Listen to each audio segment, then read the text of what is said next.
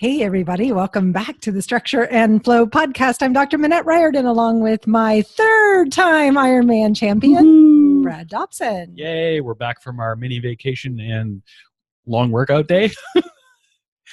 Successfully, I should add. I've got my yellow finisher shirt on, which is particularly fetching, I must say. She dressed up, I didn't. But well, I told him to leave his Ironman shirt on. He's been kind of wearing it everywhere. Oh, yeah. He would wear his medal everywhere if he could. Got to show it off. Absolutely. So this is hard to believe. It's episode 106. We hope you listened in to episode 105 with Alan Brown. I think it was one of our favorite conversations about theming your days. And between what we've been talking about on the podcast, between talking to Alan Brown, between a 2-day road trip in the car, listening to The Power of Full Engagement, which we've mentioned before on the show. Did we? We did. Alan and I talked about it because we're both big fans of it.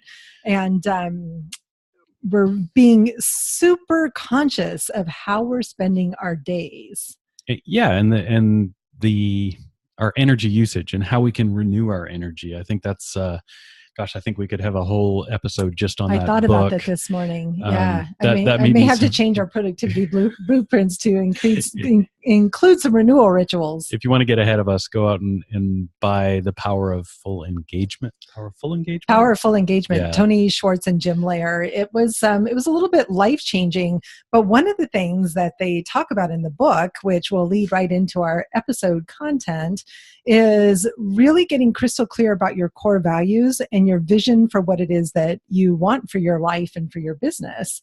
And part of making all of that come to fruition is goal setting.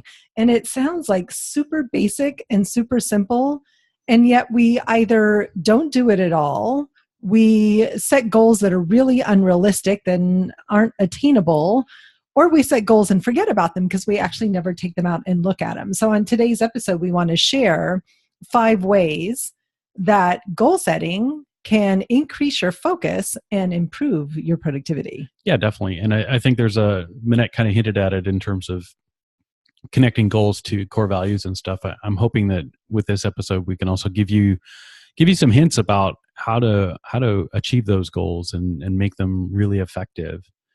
And goal setting, by the way, is pillar number 5 in our 9 pillars of productivity. So if you've been following along since episode 100, we are midstream in our 9 pillars of productivity. Mm-hmm. And we have a quote today from some unknown guy. His name's Stephen Covey. Oh yeah. Hilarious. I think I might have heard of him. Yeah, but you haven't read the book. No, I haven't. It's an amazing book. Another amazing book. We got lots of books to mention in the resources links for this show. Mm-hmm. Here we go. Begin with the end in mind. That's it. Begin with the end in mind by Stephen Covey.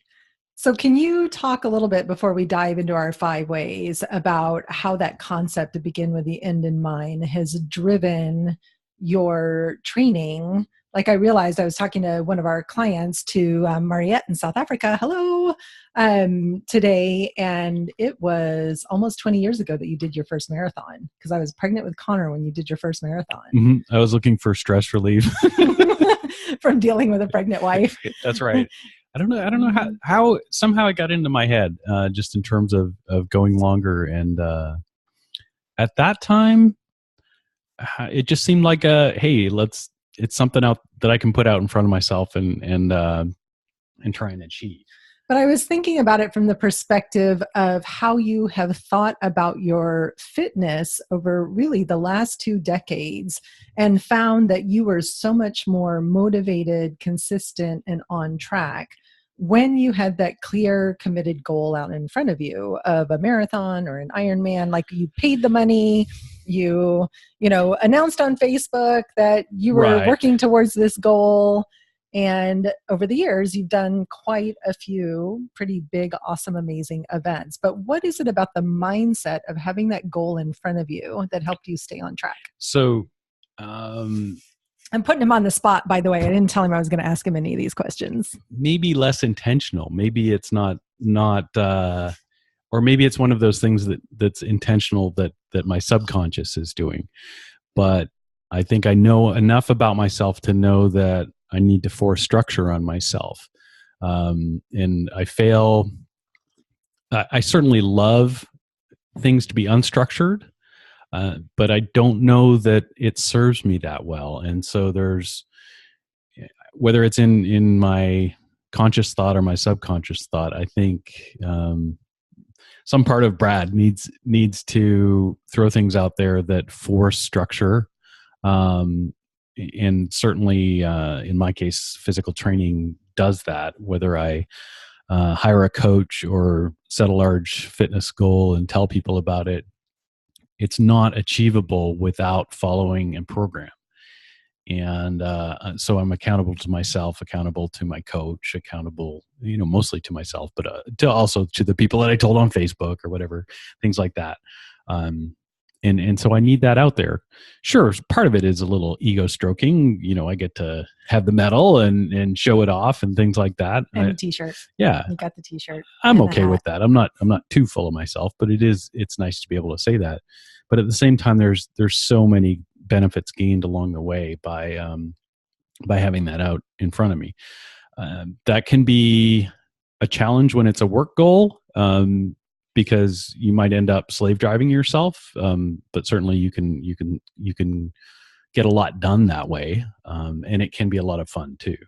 And so for me personally, those goals haven't been physical as much as they've been mental and intellectual. So for example, I have a PhD from Stanford University, which I'm pretty darn proud of about as well. And one of the things that I remember is when I was completing my dissertation and I was on the job market looking for teaching positions. And I wasn't quite done with my dissertation. It wasn't time to turn it in yet. I had about a semester left to go. And I was interviewing for these jobs. And they said, come back next year when your dissertation is really done. And these people didn't believe me that I was going to finish my PhD on time, exactly when I said I was. Right. And it really ticked me off because I am very deadline driven. When there is a goal out in front of me, I work hard to get it done. Yes, I may procrastinate a lot until the last minute, but I do what I say I'm going to do. It's really connected to my core value around integrity, right? And so I've also, after my dissertation, I've written 3 complete books and they all had deadlines attached to them. And I met the deadline. I owned a publishing company for 11 years. I had a first quarterly, then bi-monthly, then monthly deadline to get a magazine to press. I never, in 8 years of printing that magazine, missed a deadline. Ever. Never slipped a deadline. So deadlines are a little bit different than goals, though. Writing a book was a goal. And what helped me to achieve that goal was to have clear deadlines and external accountability to keep me on track. The first book I wrote, I co-authored with my dear friend and colleague, Dr. Karen Good. It's called From Fizzle to Sizzle. And it's a book all about repairing your relationships, completely unrelated to anything that we're doing now. Actually, so is my dissertation. But the other 2 books I wrote, I also worked with a coach. We're big fans of having that external accountability. And actually, she wasn't a coach. She was the publisher of the book. But she served that accountability role. She created this awesome spreadsheet for me that clearly outlined all of the deadlines that I needed to meet in order to get the book published and out to the public at a certain date. Right? So I think all of these things go towards showing how goals can increase our focus. But there's some other things about goal setting that we want to share that are really important, and some mistakes that I personally made when I owned that publishing company. I had great deadlines. I had massive productivity, but I didn't actually have clear goals. I just kind of started the business thinking, oh, it'll be fun, I'll make a little money. And it always felt like this rolling stone that I was chasing, not that I was leading. And the truth was, after we actually brought in a coach to help us really look at what's the vision for the company, I got really clear I didn't really want the company. So that was kind of a difficult and challenging awareness. But when I started that company, I had no idea where I was going with it. And because of that, I don't think that I made the progress or got the productivity, or I got the productivity. I didn't get the profitability out of it that I wanted because I wasn't clear what I wanted to get out of this company. Right?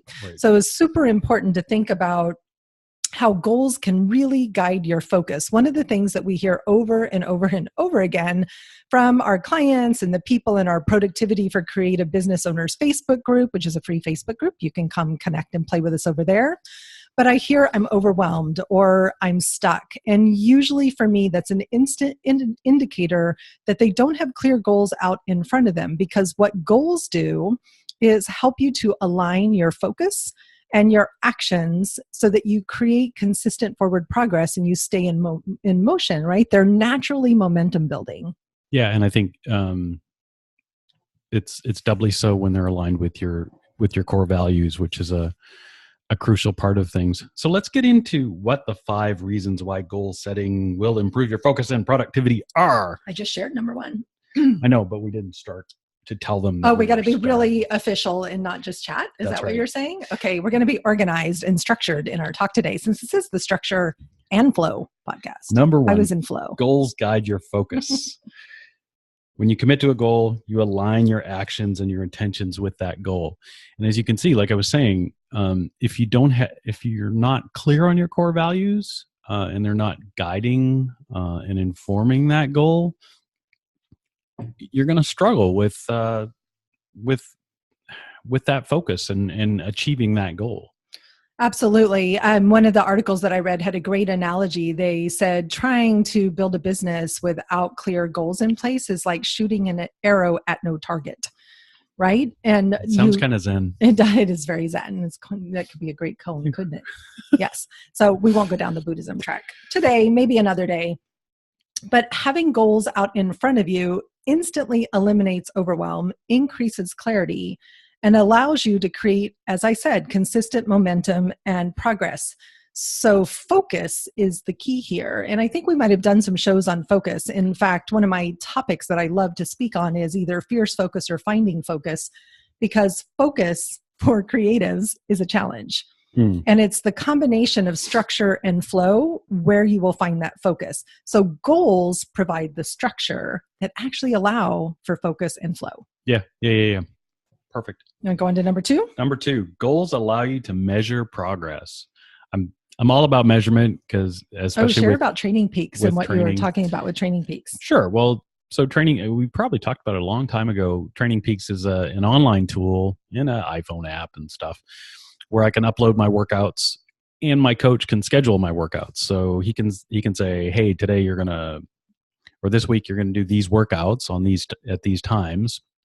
And then using my fancy watch and heart rate monitor and things like that, I can track how that workout goes and upload the data, and he can review it. So in our business, Brad uses something, I'm not as good at it as he is, called Jira, which is similar, right? Which, in a sense, sure. You put all the tasks associated to a goal inside of Jira, and you get to track your progress by saying that a particular task is done.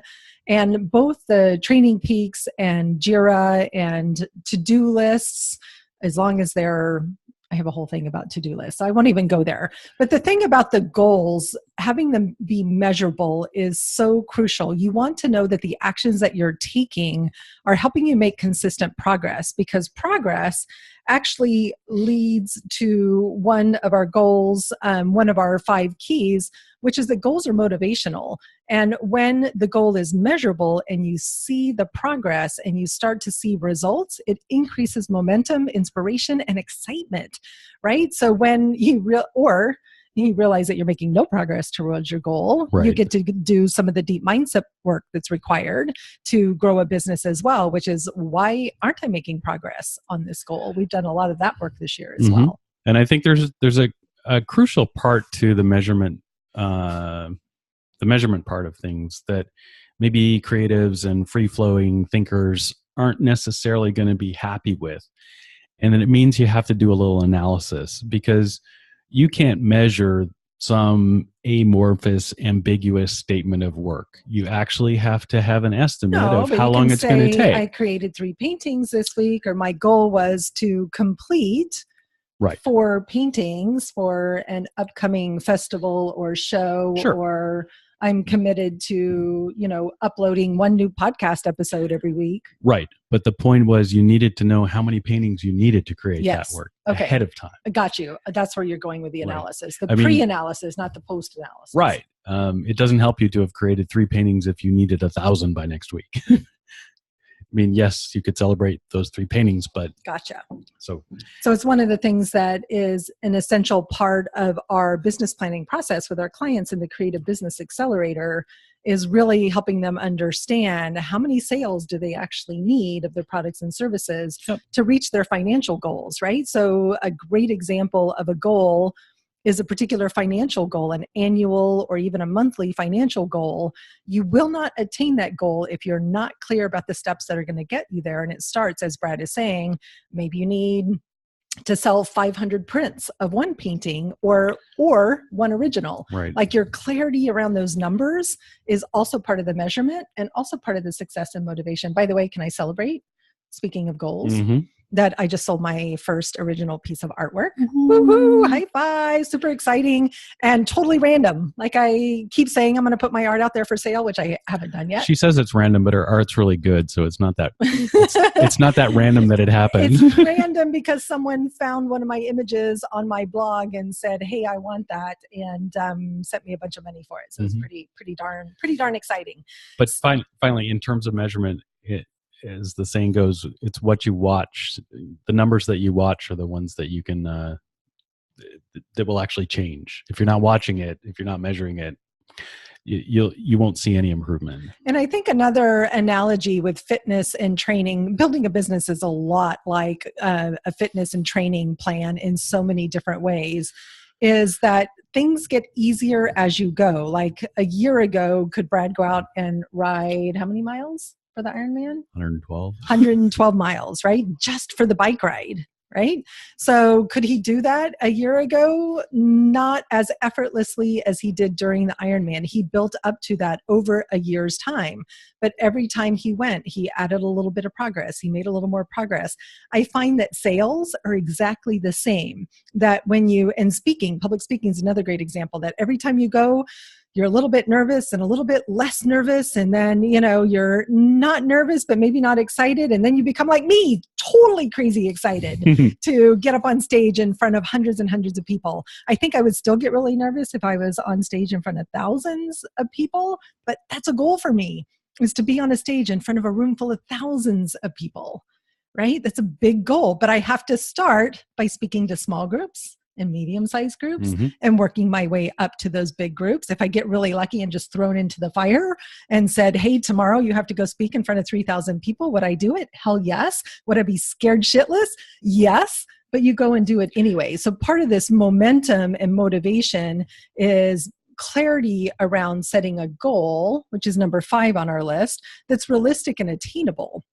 Maybe not tomorrow, but it is realistic and it is attainable and it is measurable. Cool. So we move on to number 3. Sure. Goals can boost your productivity by sorry, my glasses are freaking out. Well, not my glasses, but just the your angle. eyes. Goals can boost your productivity by helping you to overcome procrastination. I never procrastinate. I never put no, I'm always perfect about that type of stuff. God. Well, and a lot of times I'll wait until the last minute. A lot of times we procrastinate if we aren't clear about the scope of work. Right. And we usually tend to either overestimate or severely underestimate the amount of time it will take us to reach a goal. So the more that you measure and analyze, as Brad said, but the more that you track your progress, then you get to have a better, more realistic perspective on how long it will take you to reach a goal, because it can be tricky to make your best guess. And I remember when you were contracting as a software engineer, that one of the things that you got really good at as a contractor was being able to estimate the amount of time it would take to complete a project and padding that time. So you always had happy clients, right? So you usually got things done under schedule, not over schedule, because you padded time. So when it comes to being a creative business owner and managing your own time, make sure that you're clear about allowing enough time to reach your goal, right? And so procrastination the other aspect of procrastination we wanted to talk about was the difference between a goal and a deadline. Right? So, for example, I had a goal to write a book. There were many small deadlines associated with the completion and creation of that book. Some of them were my responsibility. Some of them were editors. Some of them were the book designers. So there were a group of people working together towards a variety of deadlines that allowed for the completion of a particular project. So don't think that a deadline is my goal is accomplished. Set many deadlines along the way to help you measure and track your progress. And this will help so much with procrastination. And you don't have to call it a deadline, because I've actually had some of our creative clients go, I don't like deadlines. I resist deadlines. I rebel against deadlines. Don't give me deadlines. I'm like, okay, they're guidelines, not deadlines. I still hate them. You do? I love deadlines. You need parameters, right? So think about how can you create some rules for yourself around productivity that will help you track progress if it's not a deadline. Yeah, and here's another thing related to deadlines and procrastination is for people like me, accountability is key. And as solopreneurs, or in our case, couplepreneurs, there are a lot of times where I need a boss to tell me this needs to get done by this time. I get to be the boss. Whether it's she likes to play that role. Whether it's a deadline related to, hey, we just have to have this product promoted on this day, or we need something more arbitrary.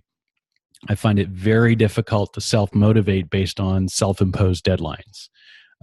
That's why it's funny. If you go out and sign up for a race, it's an external deadline. Yeah, you spent that money, you told your coach about it, and hey, you got to make it to the starting line on that day. That's a lot different when you're a solopreneur, and hey, you could maybe surf today or go out for tea. And so you need to find things that can provide you that impetus to where procrastination isn't even a question. Yeah.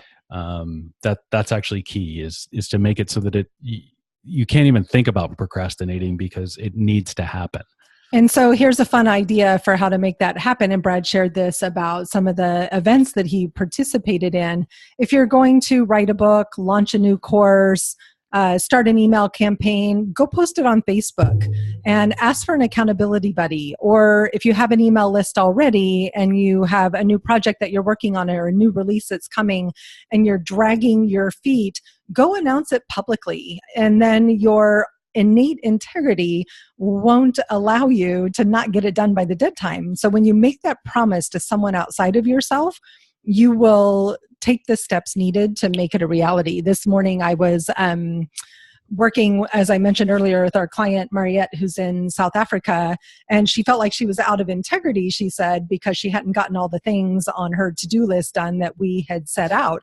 But when she told me what happened instead, she was in complete alignment and integrity with the progress that we're making. And so there's a postponement of a couple of the different activities, but I'm still holding her accountable. So for me, there wasn't a misalignment of values. There was only, hey, these things are getting shifted naturally and organically because of X reason. And so it's just really tracking carefully if you're slacking and not meeting your own deadlines. One, where can you increase accountability? Or two, what's the mindset? Last night at our meetup, there was a woman who's starting a brand new digital marketing and social media company, and she wants to launch her company by July 1st. Well, July 1st is right around the corner, about 3 days from now, right? And so when we really started to dive into what was happening in the mindset, she was stuck in perfectionism. She was really getting fearful about reaching out and sending proposals out to clients. She had one client or one person who had expressed interest that she was really clear she didn't want to work with, wasn't sure what to say to that person. So, all these things can come up from a mindset perspective and get in the way of us achieving our goals. So as you're measuring progress, make sure that you're measuring both your mental thoughts and beliefs about the progress as well as your actual physical and actionable progress. Yeah. And once again, it's it's a very forceful place to be in, to be motivated by your integrity. Yeah. If you're anything like Minette or I, where there's just no question, you can't be out of integrity. So if you can set up your goals where not achieving them puts you out of integrity, you'll find that motivates you very strongly. Absolutely. So I'm going to recap real quick because we've been giving you a lot of information, and then I'll move on to number 4. So the first one is that goals guide your focus. They keep you in action in a really healthy way. Goals allow you to measure progress and celebrate that progress every single step of the way. Goals boost your productivity by helping you to overcome procrastination. And finally, goals are so motivational, right? The whole Ironman thing that we've been talking about, the motivation is huge. But I found this great statement from a guy named Osman on a blog. I didn't have his last name, on a blog on codeofliving.com. And I loved his definition of a goal. I'm like, Brad, I got to get this where I can read it. By making a goal, you give yourself a concrete endpoint to aim for and get excited about. It gives you something to focus on and put 100% of your effort into. And this focus is what develops motivation. Goals are simply tools to focus your energy in positive directions. Remember that the goals can be changed. Priorities change, new goals get added, we dropped others, right? But goals are motivational. They keep us in action. And so I wanted to talk about our planning meeting on Monday that we were doing, Right. And about how we sat down and looked at all of our active projects and goals that we have out in front of us. There's lots of them. And how we made clear choices about what to drop and what to focus on. Yeah. And that, to a certain extent, there were things that I wanted to do that are important for the business, but were clearly not going to be achievable based on other things that needed to happen. But it was an effective way to say, and whether you put these on note cards or you put them on a big piece of paper or stickies or whatever, show up to your planning meeting, whether that's with you or your accountability partner, just you yourself, maybe your spouse, and put them out there on the table and say, here's all the. So this is relevant for myself, and hopefully for people like me with a lot of that bright, shiny idea syndrome, where you feel like there's these fantastic ideas percolating in the front of your head. Put those on different note cards, especially for short-term to medium-term type of planning, and set them out and look at your priorities, and then figure out what it is that's actually achievable that you'd feel excited about doing in the short to medium term. Yeah, it's so true. And for us, we're pretty excited. We're doing a launch and it's kind of a relaunch and reopening of our Creative Business Accelerator in mid-July. You'll be hearing more about that over the next few episodes. Woo-hoo. And we have a lot to do for that launch. And it's the only thing that matters in our timeline right now. Right. So it's not about saying we're never going to get to these other projects. It's about shifting our timelines. And to me, it's motivational to focus on one goal at a time. And even inside that goal, I know some of you love your multitasking, but did you know that it's been proven that multitasking kills brain cells? And actually, we really can't sustainably multitask on any project. And that true business success, I say this to my clients all the time, comes from consistency more than anything else. And if I and Brad start to fragment our attention away from what's most important, then we don't make progress towards any of our goals, or we make a snail's pace progress towards our goals. So it's so important to get crystal clear. So we have this huge launch that we're planning. We still are doing this podcast. We're still doing our Monday motivational email series. We're still connecting in our Facebook group and doing our social media. It's not like we're dropping those ongoing sustainable projects, but that our primary intense and crystal clear focus is on one goal at a time. So we're really clear about how many projects we can align with at a time as well. Right. So let's get on to the fifth and final reason why goal setting will improve your focus and productivity. And it is that goals should be realistic and attainable. Oh, help me out here, Minette. I don't know what you wrote down.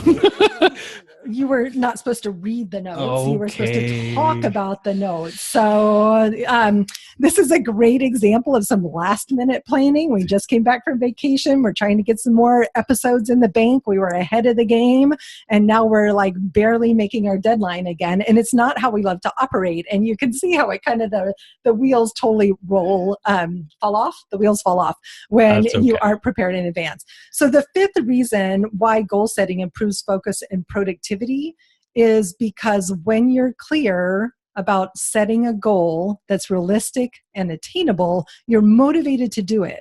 What happens when you set a goal that's too big or too far out of reach is that it feels completely overwhelming and you can't see a clear path from where you are to reaching that goal. So in our live events, we would have people come in and set their financial goals at, I want to make $1 million in the next year. But currently they're making no money. Their business is brand new. They haven't even started seeing clients.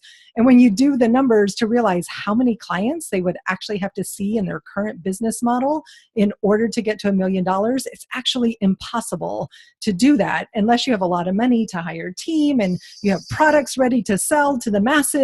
It's challenging. Is it possible to get to 7 figures in a year? Yes. But with most creatives' business model, no, not in year one, right? So getting crystal clear about realistic, attainable goals will help you stay motivated and excited because it's attainable. And Phoebe's here to say hello. Our cat. That's the meowing. It wasn't me. Yeah. You just need She's so distracting. You need to have goals that are realistic. They need to be big. They need to stretch you. Yeah. That's critical. I mean, you don't have to be pushing yourself beyond your boundaries for every goal, but go ahead and do that. Be brave. Be courageous. I feel like I did that with Ironman. And we've done it with starting our business. So should I go let the cat out now, or are we going to talk through the meowing through the end of the show? Let's talk through the meowing. It's a priority call.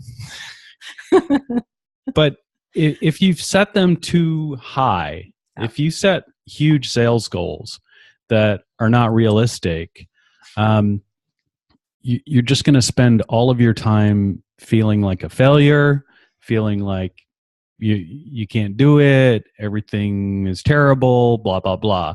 And I'm definitely not a believer in that. You need to have things that you can actually achieve. And I'm a big fan of having a range of achievements. In training, certainly for triathletes, they have what are called A and B races. So you select your A race, which is the one that you really want to get to and you really want to make.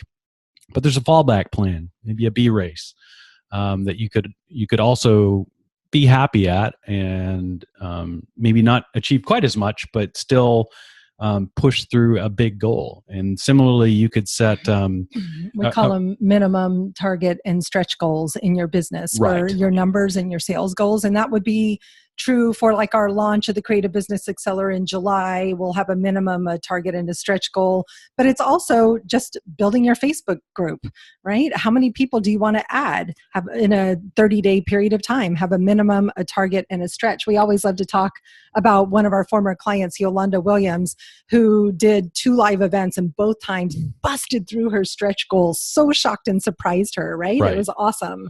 So it's really important that I don't know if I like fallback goal. It makes sense in the context of the Ironman, but have that minimum goal that you'd be happy with and that stretch goal. So no matter where you fall in the range of minimum all the way through that stretch, you're happy no matter what. I think it also helps us to realistically manage our expectations about what's possible. Right. Yeah. That minimum is going to be roughly what your current performance is. So, if you think that you can convert 10% of the people that come to your webinar and you convert 10 in the next webinar, then, you kind of hit your minimum or between minimum and target. Target should stretch you a little bit, maybe a little more than a little bit. And stretch is, hey, I had a fantastic day. This is beyond my wildest dreams, that type of thing. So you can, you have something where you can buy the better champagne.